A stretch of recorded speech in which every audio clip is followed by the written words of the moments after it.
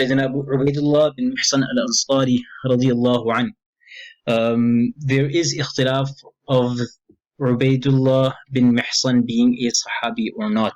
That's what's mentioned. وَاخْتُلِفَ فِي صُحْبَتِهِ أيضا. But anyways, we'll go with the opinion that he is a Sahabi. So he narrated from Rasulullah sallallahu alaihi wasallam that whoever is secure in mind in the morning, so he enters the morning or he wakes up in the morning and he feels secure. Either that could be that mentally he's stable or sane, or he feels secure as in stability or security from any dangers that could be lurking out. Healthy, mu'afan fi jasadi, he's healthy when it comes to his body, so physically he's healthy. عنده طعام يومه, he possesses food for the day. It is as if the whole world has been brought into his possession. Okay. This is the first hadith that we're doing today, for the benefit of the person who joined now. Now, what this hadith means is that it's clearing up the misconception that many people have when we tend to place on ourselves unfair or unrealistic responsibilities and needs for survival. Right? We say that we have to do this much in order to survive, or we have to meet this criteria or threshold that we've set for ourselves. We have to get that to accomplish or to achieve stability. These three things, Rasulullah has explained that these are your core necessities of life: mental and physical health, security, and provisions for a day. Where once you've acquired or achieved these things, anything extra is simply that. It's extra. It's not our primary objective to become obsessed or engrossed or with. Okay? Now, what we normally do is we'll work and we have concern of the future, the day after. All of that, there's nothing wrong in that. But a person should consider themselves favored by Allah if they have the following three things in order. If they have these three things in order, then they should consider themselves better off than others who don't.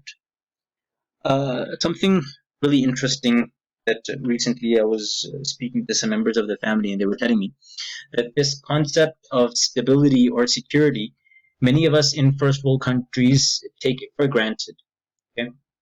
I was helping out somebody at the masjid who wanted the masjid's help in processing a sponsorship application for their relatives from a Middle Eastern country.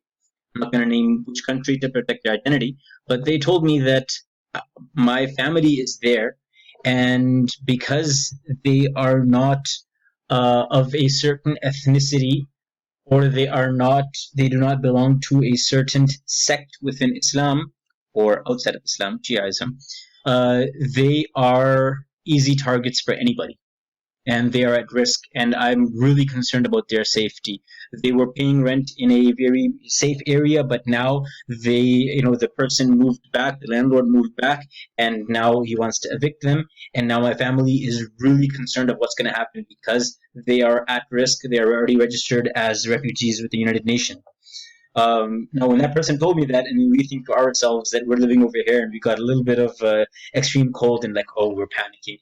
But we are much better off than many of our fellow Muslims in other parts of the world.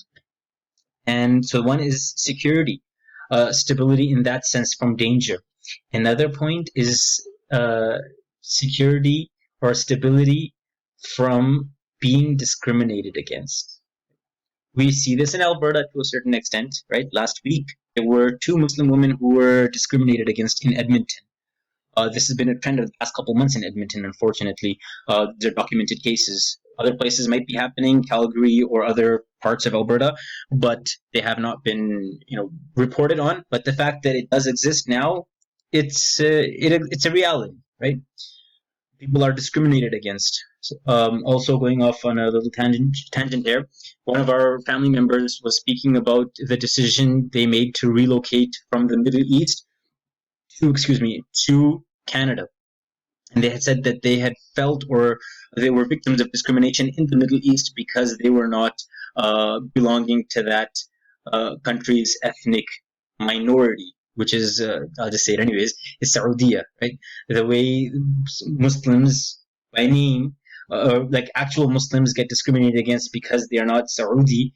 It's sad. It's a sad state of affairs. They get treated differently, whether they're Egyptian or whether they're of the subcontinent. It's sad. So people, they choose to relocate and start off completely, from nothing in another country because of these things, because of security, because of aman, right?